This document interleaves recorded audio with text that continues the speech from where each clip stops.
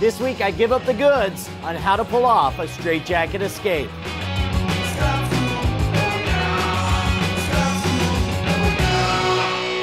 This episode of Scam School is the bastard love child of Gamefly and Netflix. Welcome to the only show that can hold its breath for 3 minutes straight under hot lava.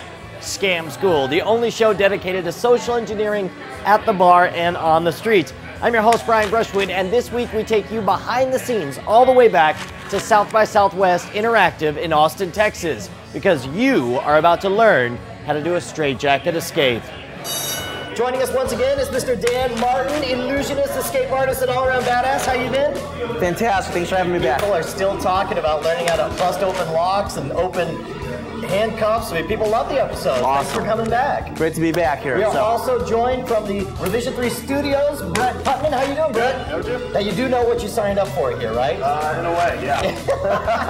Here's the question. One of the things that I get asked the most is how physically can you get out of a straitjacket? So we thought we'd give you guys, for the first time as far as I know, the complete insider's perspective from two people who do a professional straitjacket escape, and we can impart our wisdom onto you. Brett, are you down for it? Yeah. First things first, though, we got to get you all tied up. What do you got? Let's do it. Well, we got a brand new canvas. You went in sexy black. I love it. Right? All right, let me get you on over here, buddy. Take that end right there. Very good. Your arm's going to go right in there. Almost like a backwards jacket that you're putting on. There we go. Perfect. The idea is to make it as tight as possible. You're a skinny bastard, Brett. You're not claustrophobic, are you? No. Good. Good. You got it? All right. Yep, good. Turn around. Arms. This is the arm strap there. We'll make that nice and tight. Now there's one last strap. Paper, rock, scissors. Oh, Brian's doing it. Okay. Yeah, are you kidding? Right down there. Okay. Nice. It's okay. You didn't want children. All right, I tell you what. You're a very good sport. You hang out here. Do your best to try to get out. We're going to debunk some myths and legends about straitjackets. First, is there such thing as tricky magic shop, easy to escape from straitjackets? Absolutely. Yes, okay, and they come from where? I guess magic shops, right? I'm brilliant like that. So how do you tell the difference? What do you know? What's different about the tricky magic shop ones? You know, a lot of them look just like the regular. The real thing. That are out there, except they'll have like hidden pockets or trap doors or like secret handles or Velcro straps. Yeah.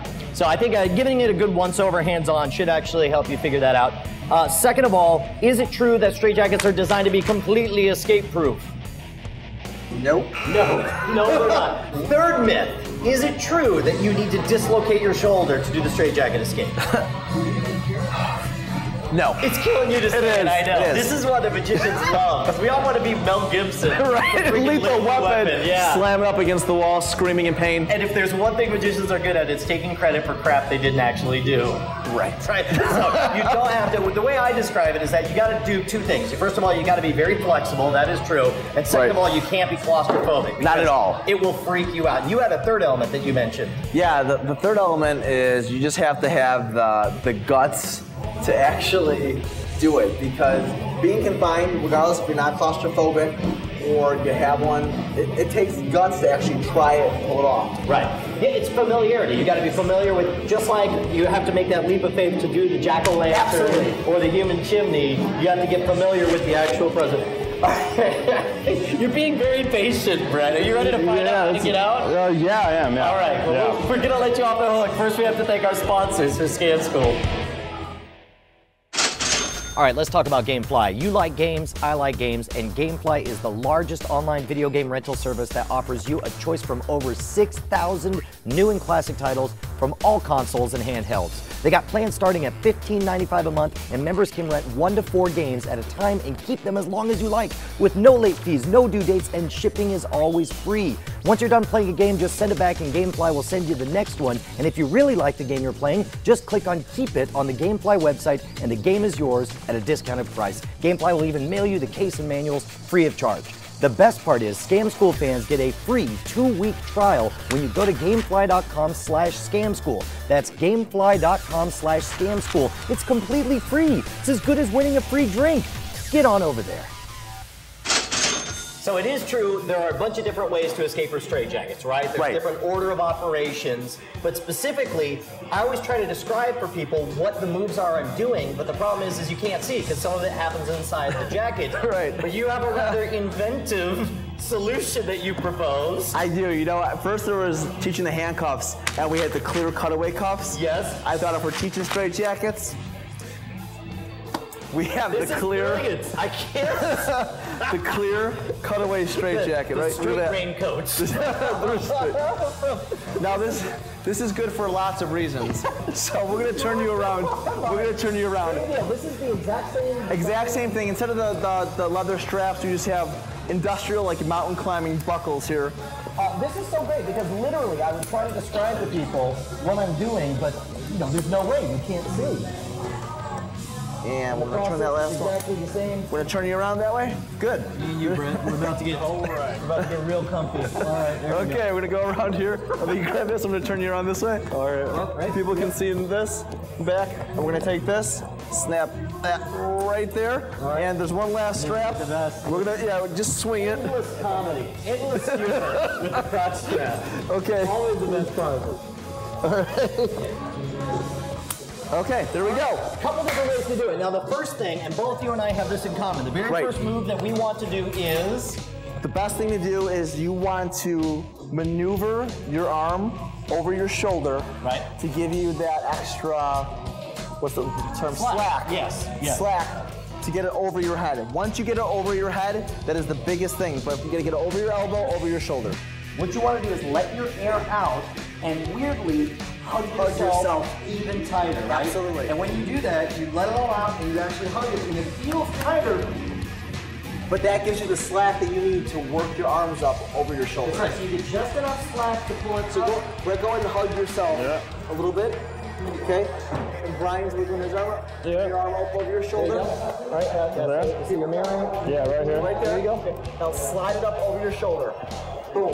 There you go. And hang out right there. Perfect. Right? You can see here, you now have a lot of slack to now maneuver when you hug yourself even more. Right. Well, and in this case, This is a love yourself exercise. Yeah, it is. It feels good. It feels really good. This is the part that's also counterintuitive because what happens is now your focus, my focus shifts. I'm no longer focused up here. Right. And instead, I'm working down here where you notice I've got a little bit of roll to come through. So you squeeze through and you get down.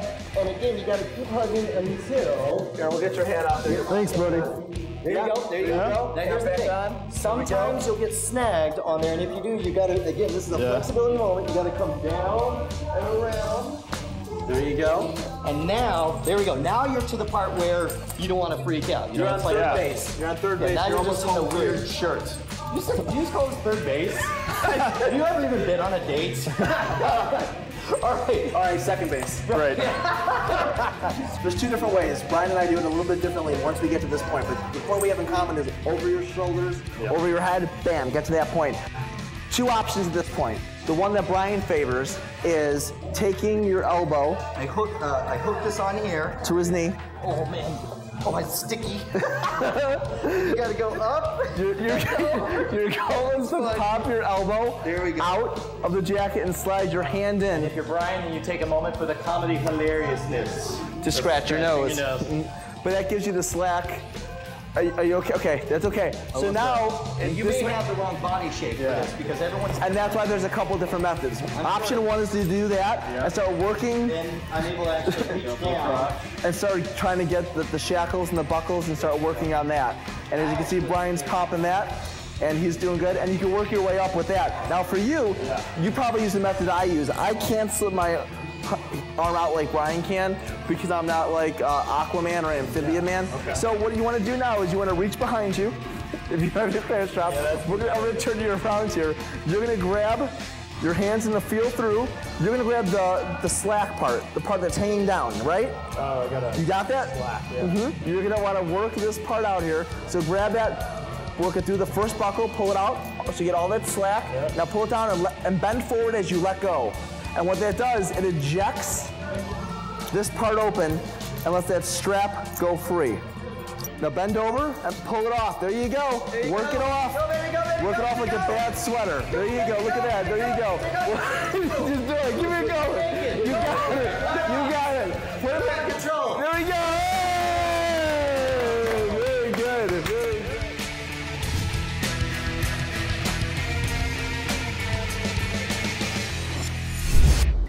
All right, let's talk about your Netflix homework. Since we already mentioned it, I want you to actually check out Lethal Weapon 2, one of the best of the series, starring Danny Glover and Mel Gibson. It is also the movie that I believe is single-handedly responsible for the most people believing that you need to dislocate your shoulder in order to escape from a straitjacket.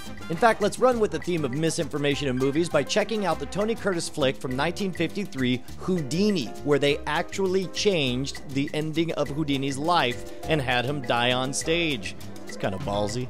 Both of these movies are available right now at Netflix.com. If you don't have a Netflix account, head on over to www.netflix.com/scamschool and sign up for your free, no-risk, 2-week free trial. Just make sure to put the wwws at the beginning and the Scam School at the end to make sure we get credit. All right, so what are the takeaways with the straitjacket escape? Well, the first thing is you just got to have the chutzpah, the guts to actually go out there, get one, and try to do it.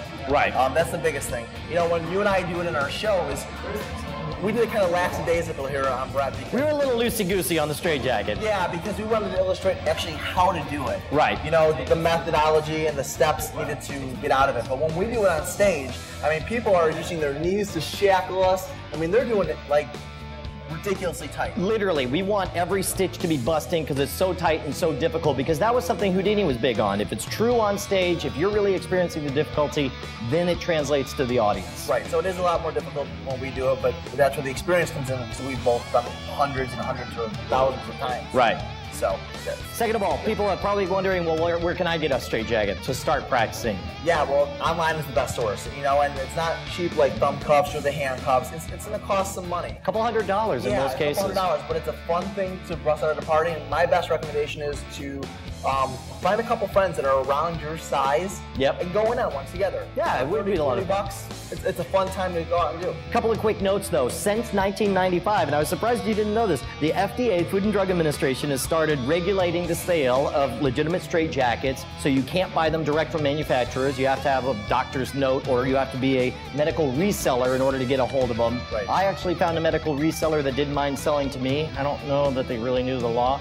But but as you mentioned, you can find real ones on eBay, or you had an innovative solution. How did you handle it? Yeah, you know, there was a company out there, I can't remember their name, but they custom make straitjackets. So you can put custom made straitjacket right in eBay and see what comes up, and there you go, you're gonna find it right there. Awesome. Well, this is cool because everyone out there now has an inside intellectual perspective as to what makes it possible, sort of debunk some of the myths about straitjacket, but hopefully people realize that it's still really freaking hard. It is. It's the real deal, and that's why we both have it in our show, and it's a great time. Right on. Appreciate it, Dan. Thanks, It's good Brian. seeing you again, man. You too, man. Thanks. As always, huge thanks to Mr. Dan Martin for helping us out with this episode. Head on over to his website at martinmagic.com, where I'm sure he's up for some award at this very minute. By the way, if you want to suggest your favorite bar scam, write me directly at brian@revision3.com. If you want to join us at the boards, we're at scamschool.tv, where coincidentally you can see all of our episodes right back to episode 1. If you're doing the Twitter thing, follow the show at twitter.com/scamschool, or follow my goofy adventures at twitter.com/schwood. Next week, we're going to be learning a secret of the pros, how a thimble in your shoe can improve your dart game. But first, I've got a cricket game to get to. Who plays cricket now?